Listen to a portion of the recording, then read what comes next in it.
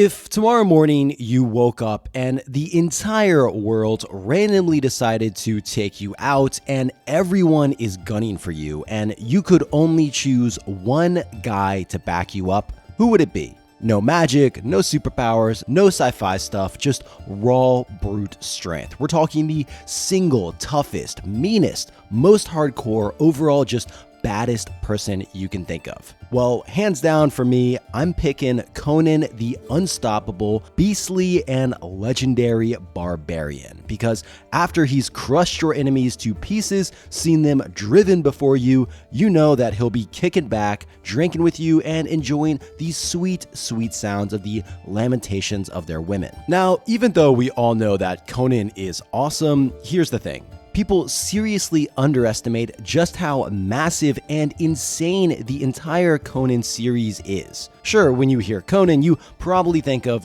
buff Arnold flexing in the 80s, and maybe some comic book heads among you might think of the Marvel runs, and even for the hardcore fans, they know about Robert Howard's original stories all the way back from the 1930s, but trust me when I say all of that is barely scratching the surface. This series has been around for nearly a century and is an absolute monster. We're talking D&D crossovers, French art films, and crazy other adaptations that no one talks about, and that is literally the tip of the iceberg. In fact, I'd bet that even die-hard Conan fans haven't heard of half the wild stuff we're going to get into today. And for those rare souls among you who do know every single thing I'm going to mention in this video today, well, you 100% get a gold star from Crom himself. But I think all of this speaks to the larger point of the sheer influence Conan has had, not just on one time period, but generation upon generation, decade upon decade. So in this video, I'm going to explore the origins of Conan all the way back in the 30s,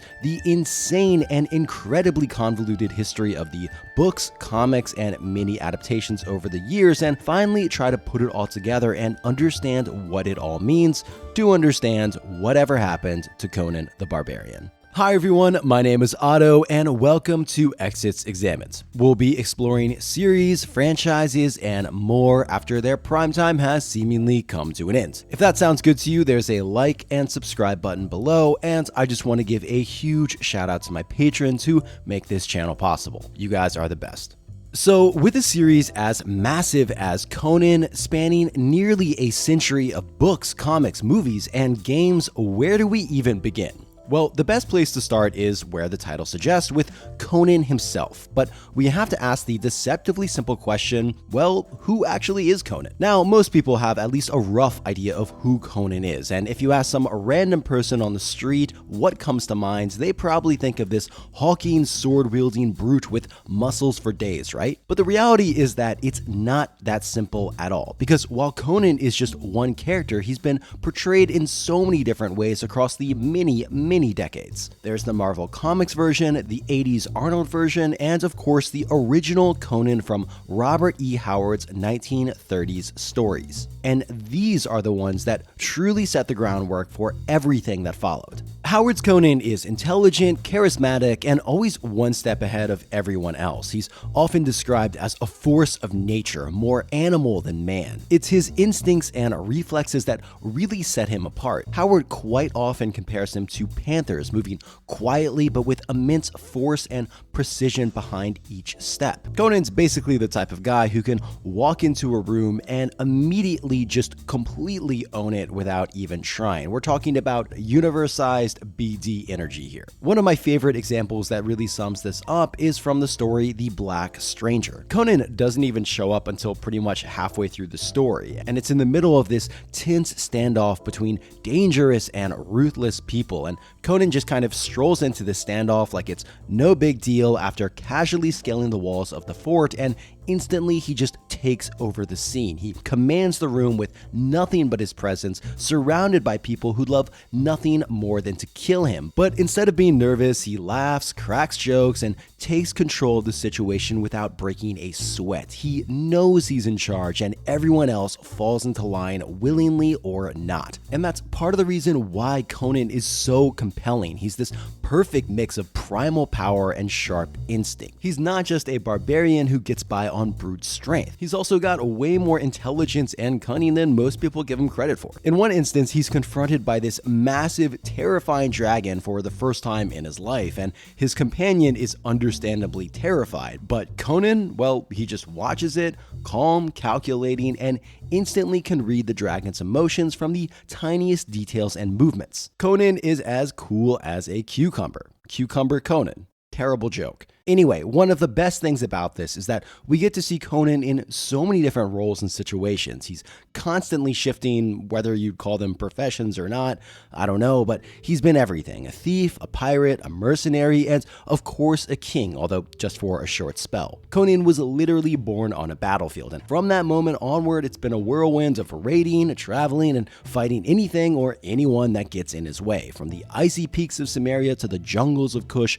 he's faced everything from savage warriors to eldritch horrors, and you can best believe none of them faze him. Gods, monsters, it's all the same to Conan. And what's amazing is that he's not doing this all for some grand overarching goal or for wealth. More often than not, he's just driven by wanderlust, or because he blew all of his money, or running from the people trying to throw him in jail. You just get a sense like he is all about this life. Sure, he might save up a massive treasure by the end of one story, but by the start of the next, he's blown it all on booze and chicks. My man is living for the thrill of it. But even though he can come off as a bit of a rogue or a mercenary, it's important to say that he does operate on his own code of honor. Conan's ethics might be brutal, but they're consistent. He has no problem with stealing or killing when necessary, but he's honest, and this is a huge part of what makes Conan Conan. So to give you a better sense of all of this, let's take it straight from the man himself. I seek not beyond death. Let me live while I live. Let me know the rich juices of red meat and stinging wine on my palate, the hot embrace of white arms, the mad exultation of battle when the blue blades flame in crimson. And I am content. Let teachers and philosophers brood over questions of reality and illusion. I know this. If life is illusion, then I am no less an illusion, and being thus, the illusion is real to me. I live, I burn with life, I love, I slay, and am content. And this is all even cooler when you realize that Conan doesn't really have any superpowers. At the end of the day, he's just a dude. What really sets him apart is this unique blend of sheer will, savagery, and cunning. But of course, we cannot overlook his iconic and just sheer physicality. And even Conan's creator, Howard, seemed a little obsessed with Conan's body, with constant phrases describing his, quote, corded muscles and, quote, steely thews, which I wish someone would say to describe me. But anyway, it's hard to ignore that Howard had a bit of hero worship going on with Conan, and honestly, who didn't? He's awesome. But you really see this come out in quotes like this one from Howard himself when a reporter asked him who Conan was. Conan is the there ever was. He's got a long black mane of hair and crystal blue eyes. He's a fighter, born on the battlefield. To him, combat's a way of life. It's all he's ever known, all he ever wants to know.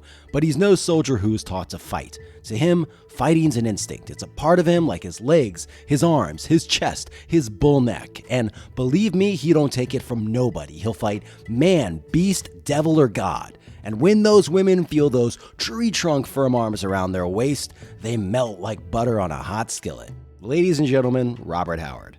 Okay, so for those of you who have not melted like a butter on a hot skillet, let's continue, because we can't fully understand Conan without diving into the world that he lives in, because these two are inseparable. Now, it wasn't until I personally got older and I truly realized how complex and frankly staggeringly vast Robert E. Howard's world building is. There's literally tens of thousands of years of history and lore woven into this world, and we have to remember that Howard did all of this way back in the 30s for a so-called pulp character, this level of world building was absolutely groundbreaking. In fact, I recently saw an interview with George R.R. Martin where he was talking about his world building and inspiration for it, and he made a point of referencing Conan alongside Middle-earth as inspirations for him. And speaking of Tolkien, he was actually a bit of a fan of Conan too, and I think all of this really goes to show that although Howard does get a lot of credit for the creation of Conan, one of the most influential and important aspects of Conan was creating a blueprint for world building and fantasy that led directly to things like The Lord of the Rings. All of that massive and layered thousands of years worth of world building we've come to expect from stories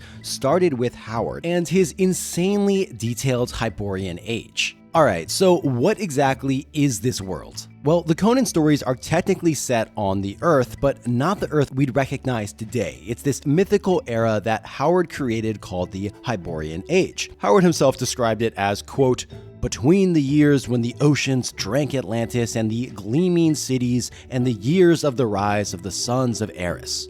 To Howard's civilization came in three distinct cycles. First was the Thurian Age, a time when Atlantis reigned as a powerful empire. Next came the Hyborian Age, which was Conan's era, full of brutal kingdoms and untamed wilderness. Finally, we have our own modern civilization. Each of these ages was divided by a Stone Age, the aftermath of some catastrophic global events that nearly wiped the slate clean, forcing humanity to start over. Now, there are literally tens of thousands of years of lore and entire other characters like Kull and other world building I glossed over, but what's important is that it's a world rebuilt after cataclysm, full of kingdoms, monsters, and sorcery. Basically the perfect playground for a guy like Conan. It's a world that feels ancient but somehow timeless. Imagine something like a wild mix between Dark Sun and Game of Thrones, a savage, brutal land full of warriors, barbarians, sorcerers, and monsters, but with this raw, untamed energy that keeps it alive. And here's the thing, Howard was obsessed with history, and it shows. It's all over his world building. He wanted that epic historical vibe, but without being tied down to real-world rules. So by creating this vanished age, he didn't have to deal with annoying anachronisms or endless fact-checking. But it wasn't all about taking shortcuts. Howard was so in love with foreign cultures and history that he built his own world from the ground up. He just couldn't stop himself. You get the sense that he felt like he had to do it. He was obsessed. In interviews, he described how writing Conan, it felt like Conan was right there with him, axe in hand, and if he didn't get the story right, Conan would split his head open with an axe. And that worked like magic. The world's history is baked into the background, and there's never this long, boring exposition in the books themselves. Howard just throws you into this world full of ancient, crumbling civilizations and long-lost non-human empires, and I just cannot overstate how much this adds to the awesomeness of the books, with this subtle world building just giving an unexpected but totally welcome level of depth. What's also fascinating about this world is the mix of different technology levels. You have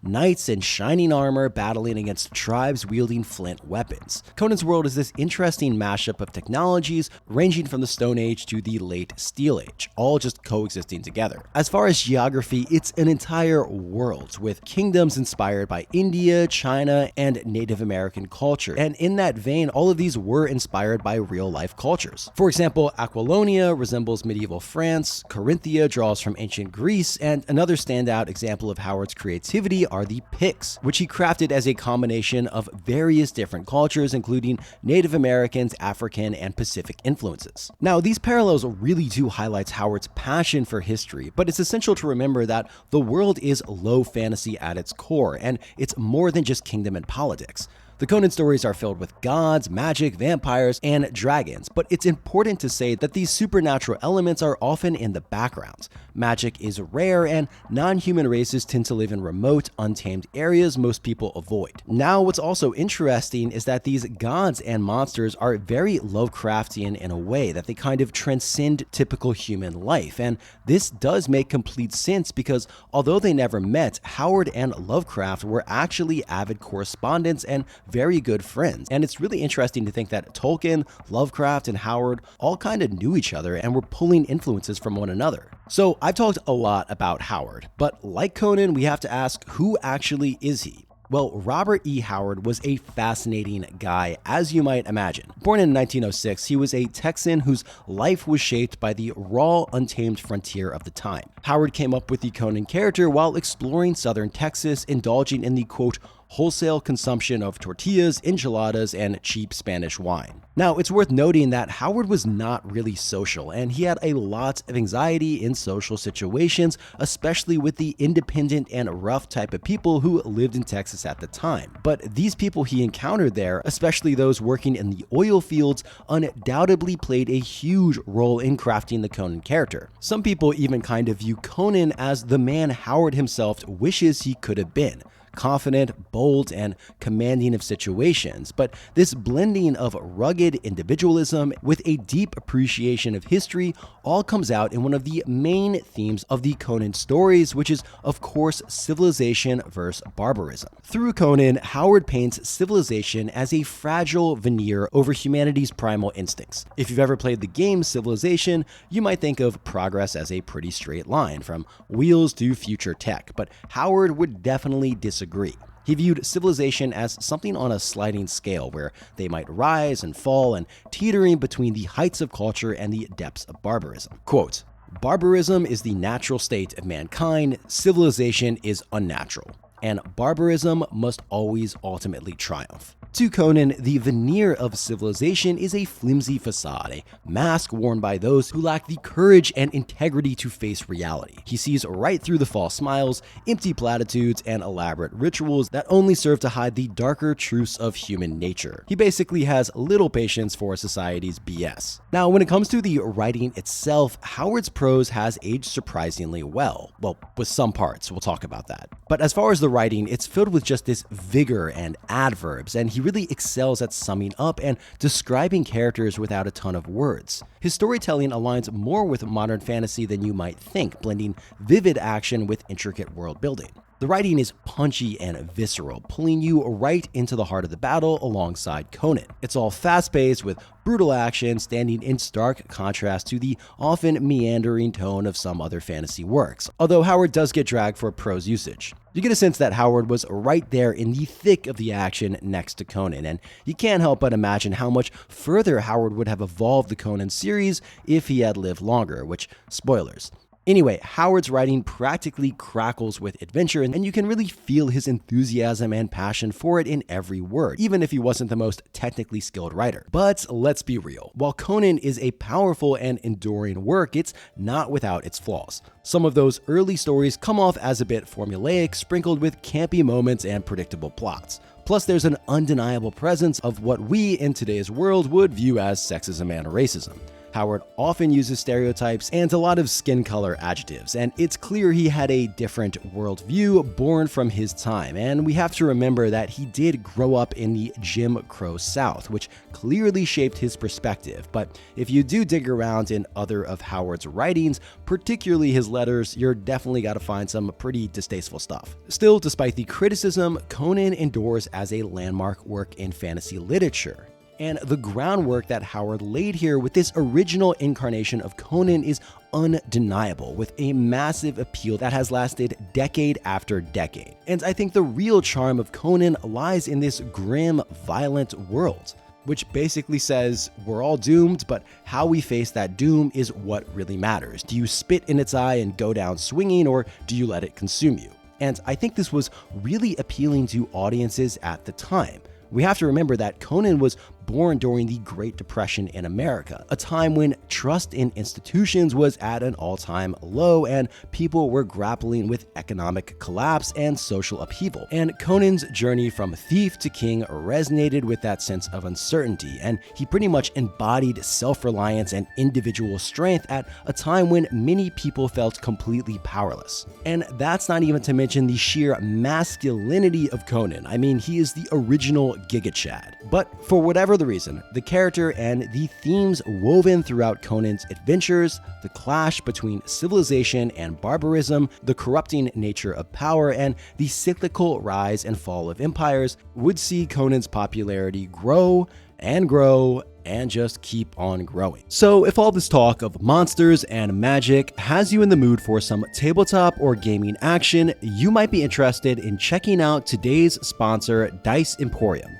They have a gigantic selection of dice, seriously every single type you could possibly want. One of the best things is that they offer not only 7-piece D&D sets, but also a massive amount of individual dice. So basically, if you just need one more for your favorite set that maybe you've lost, this is the perfect place to look. I'm happy to support these guys, so if you're interested, check out the link in the description below. Alright, so I think we all know that Conan himself is kind of a legend and the world building is really cool. So let's all enjoy this brief moment of simplicity, because from here on out, things are going to get messy. Why?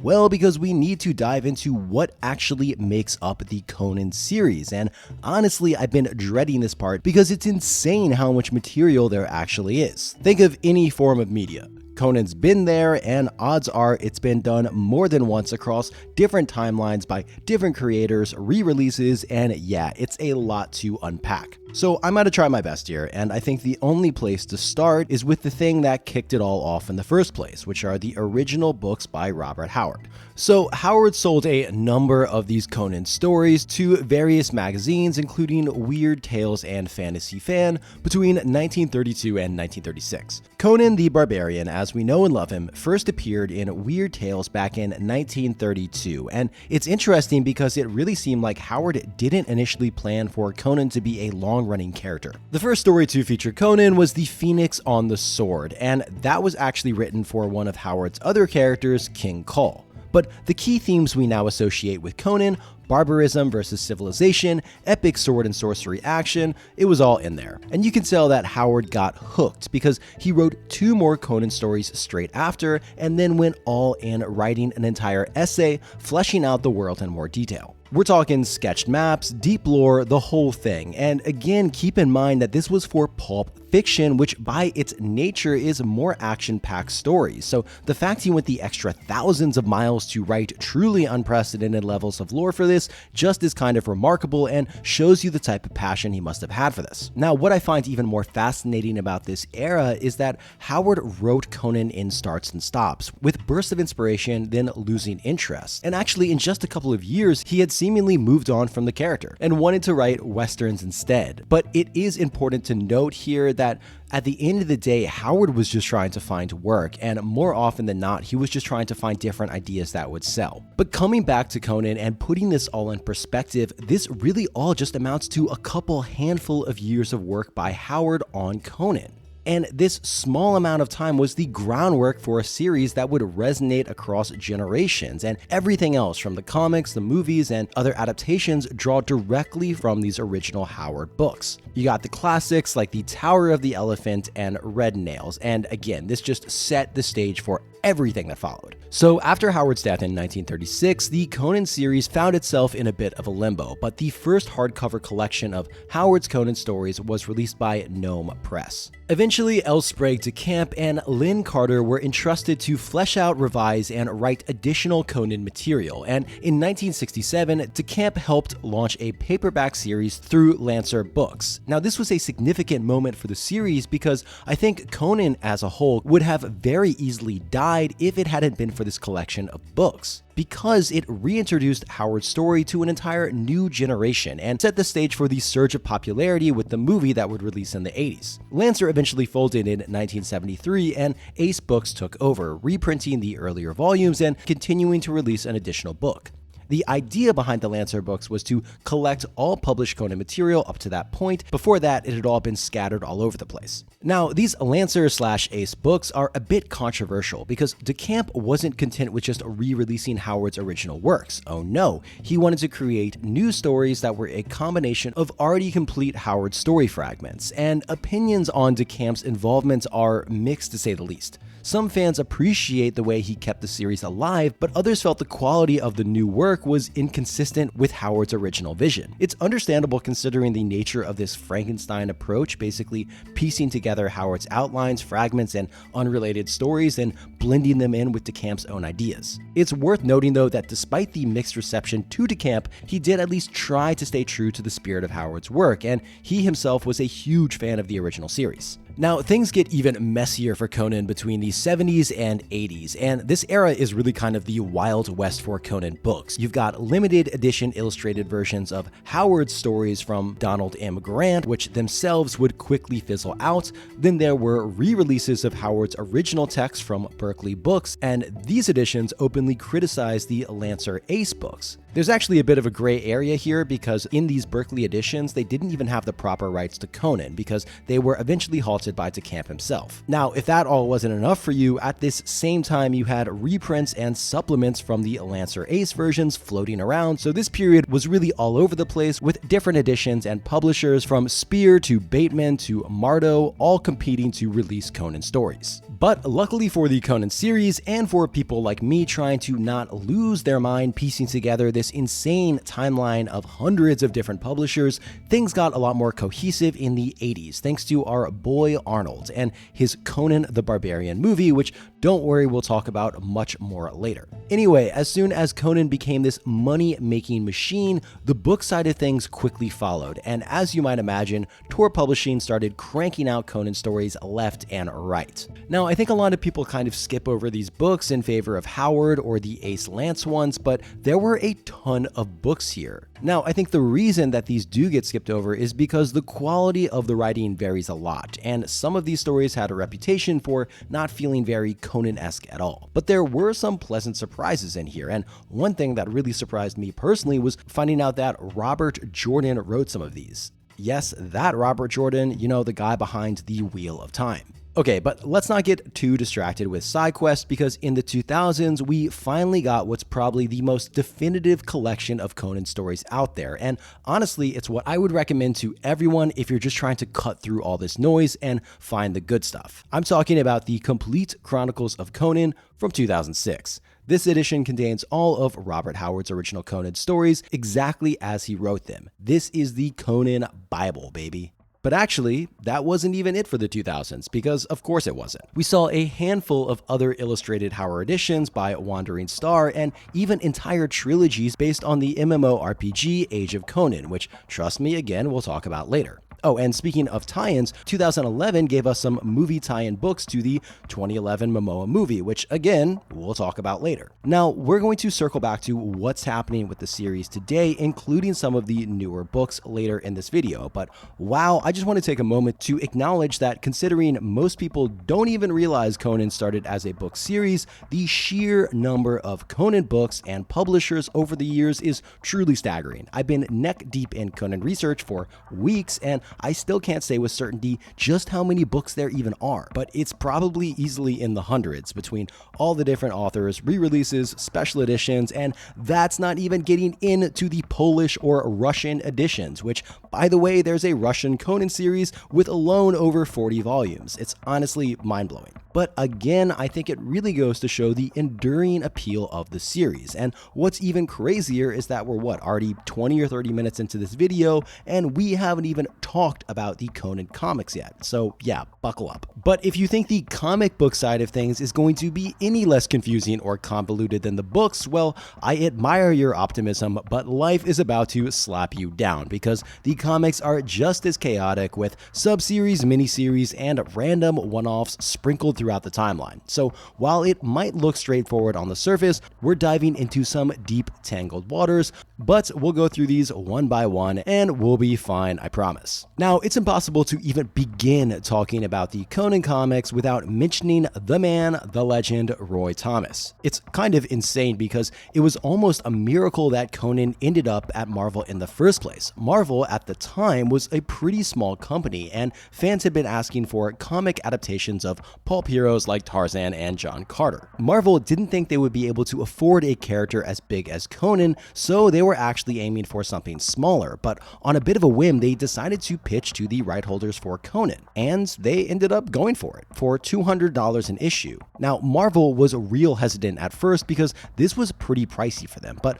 the gamble paid off and Conan became a massive hit. Now, Roy Thomas not only wrote the stories from Howard's original tales, but he even expanded upon them, building out the worlds even further, and it was for this reason another iconic character was born. I'm of course talking about Red Sonja. Now, she was loosely based on Howard's earlier Red Sonja, although that original character was actually part of a story set during an Ottoman Turkish siege. Now, in the comics, Red Sonja's backstory was revamped. Her family was killed and she was abused by mercenaries. She prayed to the gods for strength, and they granted it on the condition that she would never sleep with a man unless that man could defeat her in combat. Now, like Conan, she would go on to get her own comic series and eventually movie. But like with all things Conan, it's easy to get sidetracked by all the different spin-offs and collections, so let's stay focused for now. The Marvel era of Conan really took off in a big way, and it's hard to imagine we'd ever have gotten the 1982 movie without it. But what truly solidified Conan's place in comic history was the Savage Sword of Conan in 1974. Now, this black and white magazine is considered the peak of Conan's comic legacy. When people think of Conan Comics,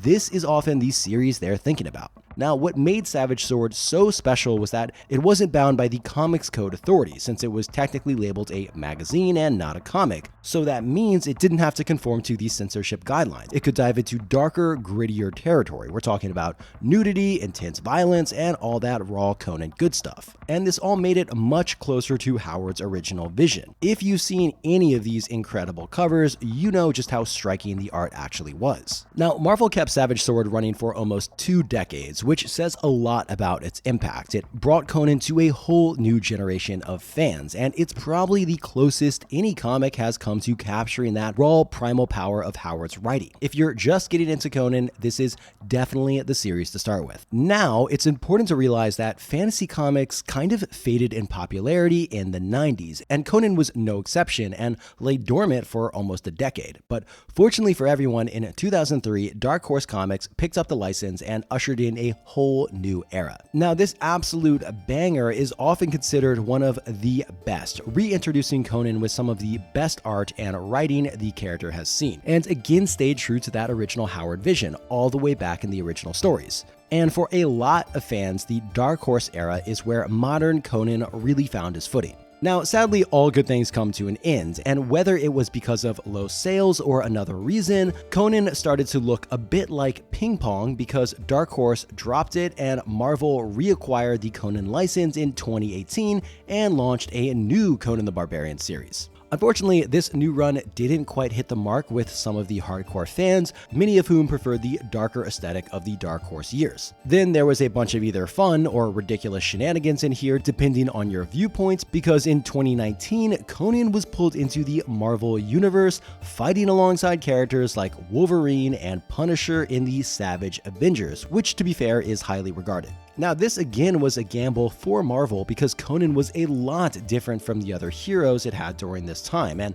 ultimately, spoilers, it didn't work out, but it is another fascinating piece of history in this incredibly interesting series. Now, Marvel also had its own set of one-shots and mini-series devoted to other Conan characters. Now, at the same time Marvel was trying to revitalize Conan in their own universe, Ablaze Comics was leaving their own mark on the Conan legacy. After a brief legal battle, Ablaze was allowed to publish English translations of a series of comic book adaptations of Howard's stories published in Europe. Now, this was confusing for me to understand how 2 publishers could both be doing Conan Comics at the same time, but essentially it's because Marvel trademarked their specific version, which was tied to Marvel's own timeline and world building. Now, Ablaze used the older Howard stories as a basis, which at this time were under fair use. Which is confusing, right? Anyway, these Ablaze versions are kind of viewed as mid-tier by some people, but it's worth to note some people enjoyed them because they are straightforward adaptations of the original Howard stories. And anyway, here we are, we finally made it to the modern era of Conan.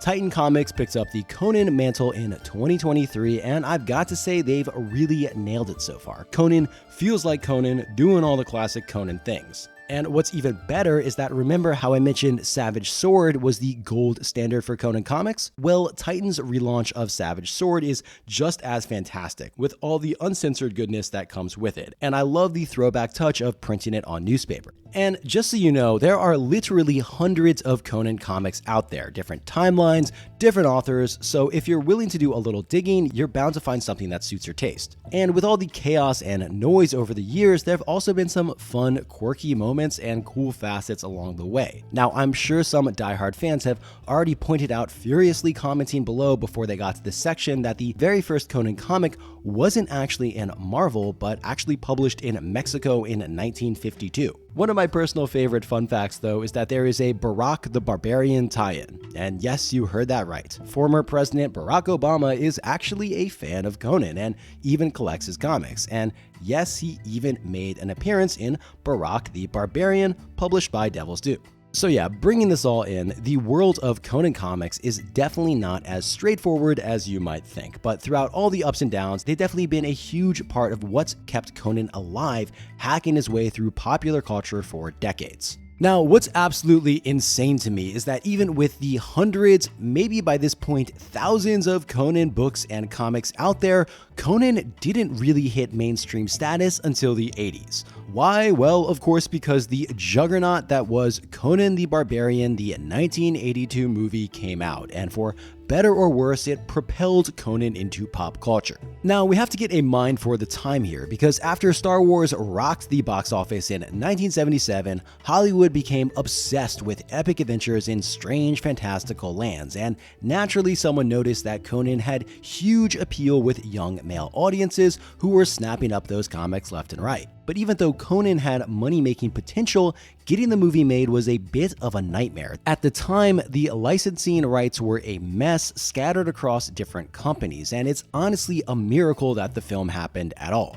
But to make a long story short, it did eventually happen, in no small part due to the help of Marvel's Roy Thomas himself. And I think most people can agree that, at least on some level, they're happy that this movie was made. I mean, it is absolute 80s camp gold, if nothing else. The grittiness, minimal dialogue, and of course the absolutely epic music score, as well as the violence, which we have to remember this was pretty extreme violence for the time, all made it stand out on release, and even up to the current day. And then of course you got James Earl Jones, who was an absolute legend, with his voice, his eyes, his entire presence just being sheer iconic. Honestly though, all the characters in here were great in their own way, with not nearly enough credit going to Valeria, and hey, do you really want to live forever? The entire thing just has this timeless opera feel, and really just visually stunning with its own unique aesthetic, which I don't ever think will be replicated again. And I just have to say one more time, the score here is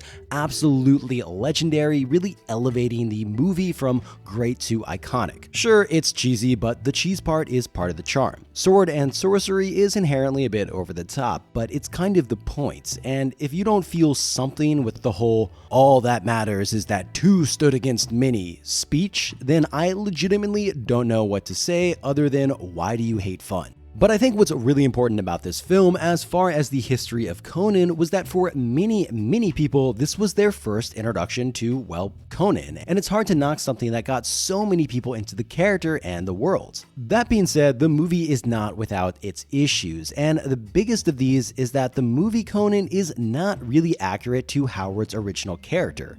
The names and some of the situations are there, but the tone and spirit are totally different at times. Like we went over before, Howard's Conan was pretty cynical of civilization and its many ironies, and was a barbarian through and through, but the Arnie version of Conan isn't really technically a barbarian, because for many of his formative years he was working in and learned in civilization. And remember when I mentioned how Howard's Conan wasn't just all muscle, but also this precise, intelligent, and charismatic guy? Well, in the film, Arnie is the strong and silent type, which stands as a total contrast to Howard's Conan, who was out there talking trash to his enemy, strategizing with allies, and later even discussing politics. He's a leader, charismatic, quick to assess situations, and knows how to command the energy in a room. He's got this towering presence, not just because of his size, but because he's sharp and confident. Now, I'm not saying that Arnold Conan is dumb or anything, but they definitely scaled back a lot of his lines because Arnold's English wasn't great at the time, so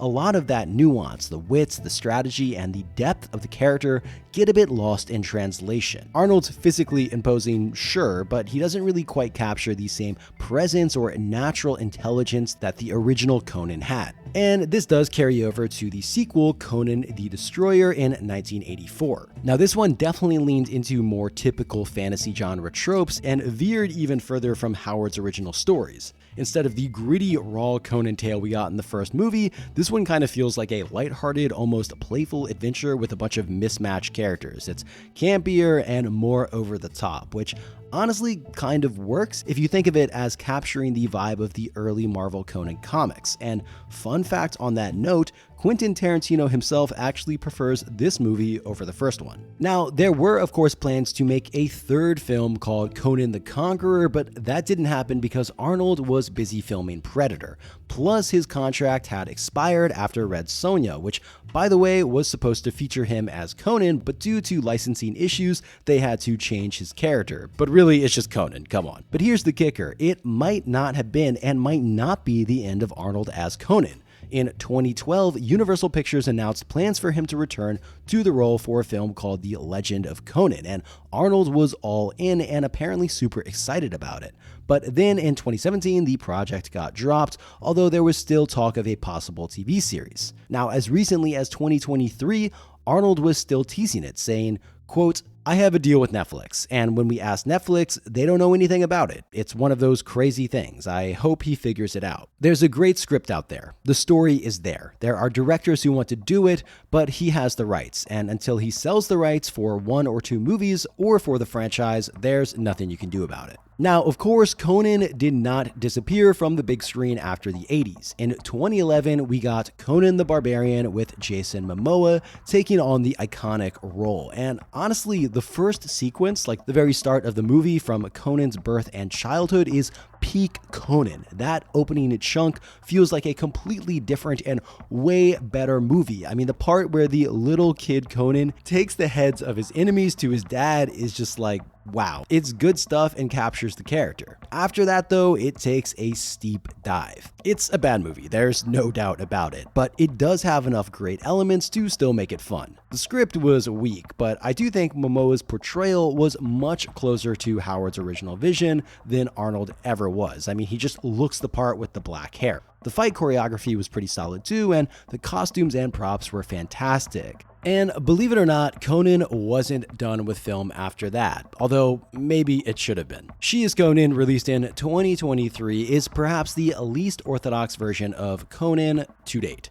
It's a French art house film that is a gender-flipped version of the character. The film features 5 different actresses playing female Conans at various stages of her life. Now, I'm not one to be overly critical on this channel, but honestly, I think it's about as unhinged as it sounds. Now, I'm sure there's some deeper meaning and subtle nuances here that I'm missing and might resonate with certain viewers, but for me, it felt like a little bit of a fever dream, and they were putting the Conan name in there purely for shock value. Like, there's not really any connection to the original Howard books or the stories in here. That said, to be fair, it's an abstract interpretation rather than a direct adaptation, and visually it is pretty interesting. The cinematography does make it stand out, even if the overall concept feels a bit wild and honestly forced to me. But I will say it is interesting to see different interpretations of the Conan character, even if it doesn't land for everyone. But if that's too much for you, we can take a quick break and step back to the simpler times of the 90s. And this had a slew of TV shows, including Conan the Adventurer in 1992, which gave us a fun, family-friendly version of Conan that, let's be real, was one of the least accurate adaptations of Howard's work. This Conan was definitely cleaned up for the kids, far from the brutal, brooding warrior we all know and love. But somehow, despite that kid-friendly vibe, Conan the Adventurer actually kind of worked. It hit this sweet spot between fantasy adventure and children's entertainment, making it surprisingly watchable. And let's not forget, it introduced a whole new generation to the Conan universe, which is kind of amazing. Next up, we got Conan and the Young Warriors in 1994, which was a spin-off of the earlier animated series. If you thought Adventurer was toned down, this one took it even further and leaned even more into the safe, kid-friendly Adventure of the Week format. And probably because of that, it didn't last long, just 13 episodes and poof, that was it. But it wasn't just animation, because we also got a live-action Conan the Adventurer from 1997. Now, if you took one look at this and thought, wait a second, this feels like it's trying to cash in on that Xena, Warrior Princess, and Hercules vibe, well, congratulations, you nailed it. That's exactly what it was doing. But again, it was just a little too lighthearted and missing that grit and edge Conan fans had come to expect. So yeah, it's no surprise it didn't make it past one season. And sadly, and somewhat surprisingly, this was the last Conan TV show ever made. But don't worry, because the Conan series, as you might have seen from this video, is absolutely indomitable and never-ending, and nothing shows this more than the game adaptations, because of course there were game adaptations. One of the earlier ones was Hyborian Age, which was a collectible card game from 1995 that's now out of print. Then there's Hyborian Risk, which is an unofficial Risk game set in the Conan universe, and jump forward to 2009 and you've got Age of Conan, the strategy board game. And as recently as 2016, there was a wildly popular Conan board game launched on Kickstarter, which has seen tons of expansions over the years. But it doesn't even stop there, because there's been a bunch of strategy games as well, including Royal Armies of Hyborian Age from 1975.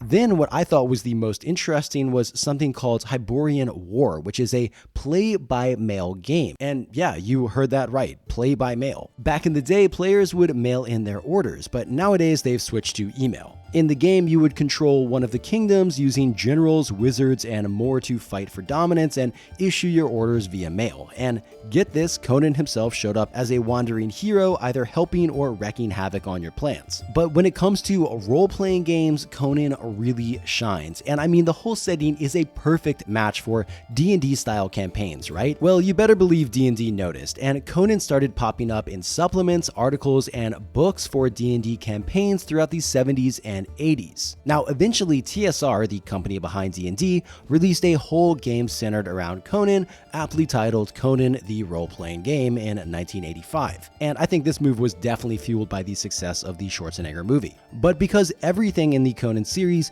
has to be confusing, there are actually two different Conan RPGs, both with the same name. The first one by TSR in 1985, and then another one by Mongoose Publishing in 2004. And guess what? Because it doesn't even stop there. As recently as 2017, we got Conan Adventures in an Age Undreamed Of, bringing a fresh take to the tabletop scene. So yeah, if you're a fan of tabletop, pick your Conan poison of choice, because there is RPG aplenty. So I hope you are not too overwhelmed yet, because we haven't even gotten to the video games, baby, and you best believe we got games galore. Interestingly enough, video games didn't really take off until, you guessed it, the movies. Now, the first one to hit the shelves was Conan Hall of Volta, released in 1984. Now, this was a pretty basic platformer, but hey, it did get the ball rolling. Now, fast forward to 1991, and we got Conan the Mysteries of Time, which was itself an adaptation of a computer game called Myth History in the Making. So talk about layers of meta with adaptations of adaptations. Now, this game was basically borderline unplayable because the difficulty wasn't just challenging, the controls were terrible and made jumping impossible, which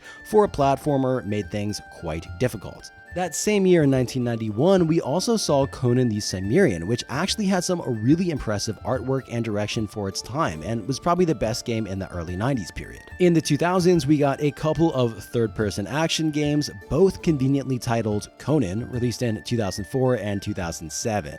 Now, one of the fascinating things about the Conan series as a whole is how it's evolved throughout the different phases and generations, and nowhere is this more evident than in video games, especially with Age of Conan Unchanged, that MMORPG I was talking about from 2008 that many fans still swear by. If you want an excellent deep dive into that game, you absolutely have to check out Josh Strife Hayes' video on it, who as always does a fantastic breakdown. Now, there are still new releases and updates for this as recently as 2024. Speaking of trends, we also got an iOS game, because of course we did, and this was called Conan Tower of the Elephant, coming in around the 2011 film remake. But of course, the biggest video game tie-in of recent years is Conan Exiles, released in 2017. If you've ever heard of Ark, you know what I'm talking about. It's a survival game with an impressive world, decent combat, and it's just a blast to roam around in the Conan world. Then in 2019, we got Conan Unconquered, which is a real-time strategy game, which was actually developed by the original team behind Command and Conquer, which was super interesting for me to learn. Now, finally, the most recent game we have is Conan Chop Chop, which definitely has its own unique